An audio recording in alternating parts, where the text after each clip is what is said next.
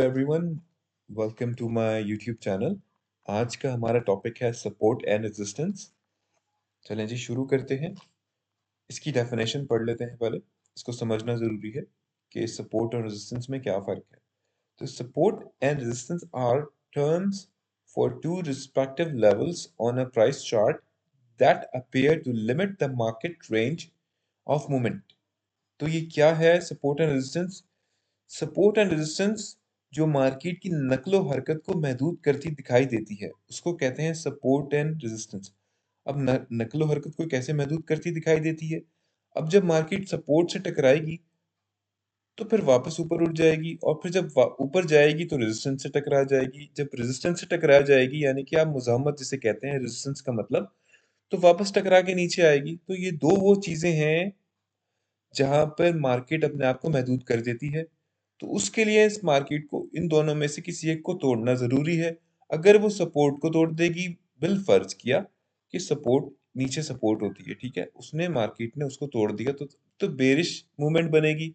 और अगर मार्केट ने सपोर्ट को नहीं तोड़ा और रेजिस्टेंस जो जहां पर ऊपर जाते हैं मुजामत का सामना करना पड़ रहा है, अगर उसको तोड़ा, तो फिर जाहिर सी बात है मार्केट जो है वो ऊपर निकल जाएगी। जी। The support level is where the price regularly stops falling and bounce back up, while the resistance level is where the price normally stops rising and dips back down। ठीक है। सपोर्ट वो level है जहां कीमत बाकायदगी से गिरना बंद हो जाती है। यानी सपोर्ट वो लेवल है जहां कीमत बाकायदगी से गिरना बंद हो जाती है। मज़ामती सतह वो होती है जिसे हम रेजिस्टेंस बोलते हैं, जहां कीमत आम तौर पर बढ़ना बंद होती है और वापस नीचे आ जाती है।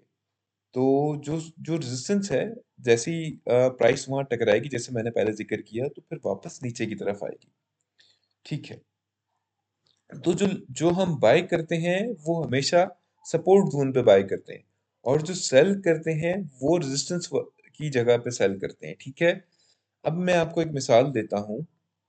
जैसे कि हम खोलते हैं जीपीपी, जीबीपी। अब जीबीपी का मतलब है ब्रिटिश पाउंड वर्सेस यूएसडी। यानी इसका एक चार्ट है, छोटी सी मिसाल आपके लिए। अब आप ये देख सकते हैं कि यहाँ पे जो सप्लाई थी वो ज़्यादा थी, जिसे अब आप कह लें कि रेजिस्टेंस, तो उसको नहीं तोड़ा, और सप्लाई इतनी ज़्यादा थी कि वहाँ से नीचे गिरती हुई नीचे की तरफ आई। ये रिजेक्शन जोन है। जितना भी ये बेरिश कैंडल बनी हुई है, यहाँ पे देख लें आप, तो विक्स नज़र आ रही होंगी। तो ये जितना एरिया ये मार्क हुआ हुआ है, ये सारा ये रिजेक्शन जोन है। ठीक है। ये आप मार्क आप भी कर सकते हैं। आप किसी H4 पे या H1 के चार्ट पे या D1 के चार्ट पे आप विक्स मार्क करना शुरू करें, बिल्कुल इसी तरह जैसे ये ट्रेंड लाइन खिंची हुई है। ये उसकी जो टॉप विक होगी, वहां से आप लाइन खींचें, और इस तरह से जैसे यहाँ पर है, तो आप वहां पे भी मार्क कर सकते हैं। चलें जी। तो ये रिजेक्शन जोन है। तो इतनी रेजिस्टेंस थी कि यहाँ पे मार्केट को मारा। रेजिस्टेंस का मतलब मुज़ामत। अब यह मुज़ामत का सामना करना पड़ा मार्केट को, क्योंकि यहाँ से इसको नहीं तोड़ा और ऊपर नहीं निकली। तो ये सपोर्ट जोन है। यहाँ पर आप देख सकते हैं कि इस जगह पर ये मार्किंग हुई हुई है ब्लू में। तो ये यहाँ से वापस उठी है, फिर रिजेक्शन जोन पे। अगर यहाँ पर आपने बाय किया हुआ होता तो यहाँ पर सेल कर देते। ठीक है। तो इस तरह से ये काम करता है। सपोर्ट जोन पे आपको बाय करना पड़ता है और रेजिस्टेंस पे आपको सेल करना पड़ता है। तो टकराया, उसके बाद नीचे, फिर उससे थोड़ा सा सपोर्ट मिली, फिर यहाँ से उठ के फिर रिजेक्शन जोन पे। तो अब आप यहाँ पर देख सकते हैं कितना स्ट्रॉन्ग बेरिश रिजेक्शन बना हुआ है, कि ये कैंडल्स यहाँ से टूटती हुई रिजेक्शन जोन से, जो कि आप कह सकते हैं रेजिस्टेंस, वहां से टूटती हुई नीचे की तरफ आई। फिर फिर आप ये देखें, यहाँ से मार्केट को सपोर्ट मिली, और फिर यहाँ से उठती हुई एक जगह और सपोर्ट मिली। फिर इसने इस रिजेक्शन एरिया को, यानी कि जो आप कह सकते हैं रेजिस्टेंस को तोड़ दिया, इस एरिया को यहाँ से बाहर निकली। ठीक है। तो मैंने आपको पहले भी बताया था, मार्केट जो है तीन डिफरेंट डायरेक्शन में मूव करती है। इससे पहले मैंने आपको इस वीडियो में बताया था, जिसमें आप ये देखें कि बुल ट्रेंड, जैसे कि बुल ट्रेंड ऐसा होता है कि मार्केट बुल मूव करती है, हायर हाई लगाती है, हायर लो, यहाँ थोड़ी करेक्शन आती है, हायर हाई के बाद हायर लो लगाती है, फिर हायर हाई, फिर हायर लो, फिर हायर हाई। इसी तरह बेयर ट्रेंड में मार्केट जो है low, lower high, lower low, lower high, इस तरह। और जो सबसे जो मुश्किल ट्रेंड जो होता है नंबर 3, रेंज साइडवेज, जिसमें आपको अंदाजा नहीं हो रहा होता कि मार्केट ने बेयर मूव लेना है या बुलिश मूव लेना है जब तक वो उस ट्रेंड लाइन को ना तोड़े। तो मार्केट जो है साइडवेज मूव करती है इस तरह से जब स्लो हो जाती है। ठीक है, अब नेक्स्ट हम बात करते हैं जोन ट्रेडिंग पे। ये जोन ट्रेडिंग क्या होती है? जी, ये देखिए, जोन ट्रेडिंग होती है, जैसे ये डिमांड जोन है। एकुमुलेशन का क्या मतलब है? अब एकुमुलेशन यहाँ पर लिखा हुआ है तो जी आपको थोड़ा समझाता चलो। ये स्मार्ट मनी होती है। Remove the following supply of stock by buying, this process is called accumulation. तो जो स्मार्ट मनी जब आप एंटर होती है मार्केट के अंदर, तो जो सप्लाई जो फ्लोट कर रही होती है इस एरिया में, देखें डिमांड जोन है, तो उसको वो उठा लेते हैं। जब उसको उठाते हैं तो फिर मार्केट जो है ऊपर की तरफ मूव करना शुरू कर देती है। अभी बीच में आप ये ट्रेंड लाइन देख रहे होंगे, ट्रेंड अप जो होता है, ये स्मार्ट मनी एग्रेसिवली मूव करती है ऊपर। तो ये ट्रेंड अप की लाइन ऐसे दिखाई देती है, लेकिन फिर भी आप देख सकते हैं यहाँ पे थोड़ी सी करेक्शन आई, फिर मार्केट ऊपर गई। ऐसे नहीं होता कि मार्केट को एकदम उठा के ऊपर ले जाए। तो यहाँ सप्लाई जोन इतना ज्यादा था, डिस्ट्रीब्यूशन जिसे आप रेजिस्टेंस भी बोल सकते हैं। तो वहां से फिर मार्केट को इधर नीचे की तरफ रुझान बना, फिर यहाँ पर दोबारा डिमांड जोन, जिसे आप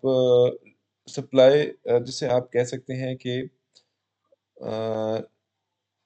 सपोर्ट मिली यहाँ पर इस एरिया में। तो यहाँ से उठाया मार्केट को, फिर ऊपर लेके गए। अब हम बात करते हैं strength, supply and demand zone, strength of supply and demand zone पे। जी, थोड़ा सा इसको जूम इन कर लेते हैं। अब आप ये देख सकते हैं यहाँ पे स्ट्रॉन्गेस्ट रेजिस्टेंस का सामना करना पड़ा है, इतनी सप्लाई है यहाँ पे। तो अब इसका क्या मतलब है कि how did the price leave the level. अब यहाँ पर अब आप देखें कि किस तरह प्राइस ने किस तेजी के साथ जो लेवल है उसको उसको ना तोड़ पाई और नीचे की तरफ मूव किया उसने। तो अब इसकी जो लॉजिक है वो क्या है कि the stronger the price moves away from a zone. ये स्ट्रोंगर द प्राइस, अब देखें कैंडल कितनी बड़ी बनी है, बेयरिश कैंडल, कितनी बड़ी बड़ी कैंडल्स बनी है। The stronger the price moves away from a zone, the more out of balance supply and demand are at that zone. अब आप ये देख सकते हैं कि जैसे ही मार्केट ने इस एरिया को टच किया तो इतनी रेजिस्टेंस का सामना करना पड़ा था कि यहाँ पे सप्लाई इतनी ज्यादा थी कि सपोर्ट ही नहीं मिली और उसको मार्केट को तोड़ते हुए नीचे की तरफ आना पड़ा स्ट्रांगली। देखें ये कैंडल की विक्स भी थोड़ी थोड़ी बनी है। अब आप यहाँ पर आ जाएं, साथ आप तस्वीर में देख सकते हैं कि सिर्फ स्ट्रॉन्ग जोन है यहाँ पे। ये इसकी तरह स्ट्रॉन्गेस्ट जोन नहीं है पहले की तरह, उससे थोड़ा सा कम है।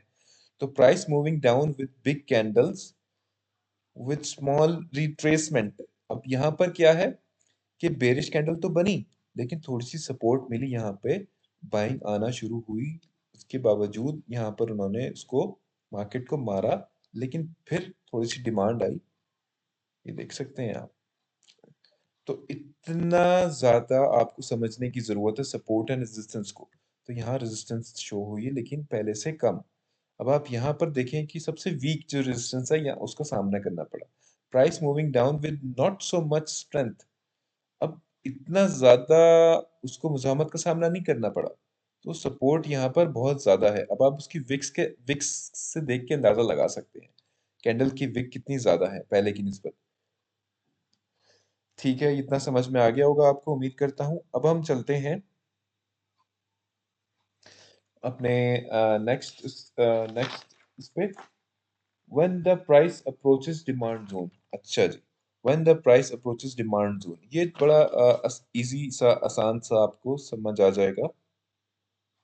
तो when the price move to the demand zone, let's see, तो आप ये देख सकते हैं कि यहाँ से मार्केट ने उठना शुरू किया, ये जंप है जो मार्केट ने यहाँ से इधर लिया था। अभी क्योंकि क्लोज हो गई थी मार्केट, जब ऐसे क्लोज हो जाए ना जिस दिन, तो जब ओपन होती है जिस दिन, तो चाहे ओपन हो तो उससे पता चलता है कि मार्केट ने बेयर जंप लेती है या बुल जंप लेती है। तो जब मार्केट ओपन हुई तो इस जगह पे हुई, तो इसलिए ये गैप दिख रहा है। तो आप ये देख सकते हैं यहाँ पे रिजेक्शन जोन था, यहाँ पे ये जिसे आप कह सकते हैं सप्लाई जोन, जिससे हम आप पढ़ रहे हैं कि रेजिस्टेंस, तो यहाँ रेजिस्टेंस कितनी ज्यादा है, सप्लाई जोन भी आप बोलते हैं, कि मार्केट को उन्होंने नीचे की तरफ बेरिश कैंडल देखें बननी शुरू हुई। फिर यहाँ पर लिखा हुआ है कि price try to break down but failed break out, it was staked out by smart money. अब यहाँ पर जब मार्केट ने, हम यहाँ पर आते हैं, मार्केट यहाँ पे थोड़ा सा रेजिस्टेंस इधर, यहाँ पे सब डिमांड जो थी ज्यादा थी, सब जो आप कह सकते हैं support, demand and support here, and जब मार्केट ने दोबारा इधर टच किया रेजिस्टेंस पे, जहाँ सप्लाई जोन सप्लाई ज्यादा थी, ये देखें बेयरिश कैंडल कितनी लंबी बनी हुई है। तो वही बात जो मैंने अभी आपको की कि मार्केट ने सपोर्ट को तोड़ने की कोशिश की, लेकिन यहाँ डिमांड इतनी ज्यादा थी कि यहाँ से मार्केट को उठा लिया। और फिर दोबारा यहाँ पर आप देख सकते हैं कि डिमांड जोन पे को मार्क किया हुआ है, price spending time here but unable to close below demand zone. यहाँ पर जो स्मार्ट मनी है वो इतनी इंजेक्ट हुई हुई है कि मार्केट डिमांड जोन को, यानी कि सपोर्ट को नहीं तोड़ पाई, और यहाँ से उठा के इसको ऊपर ले गए।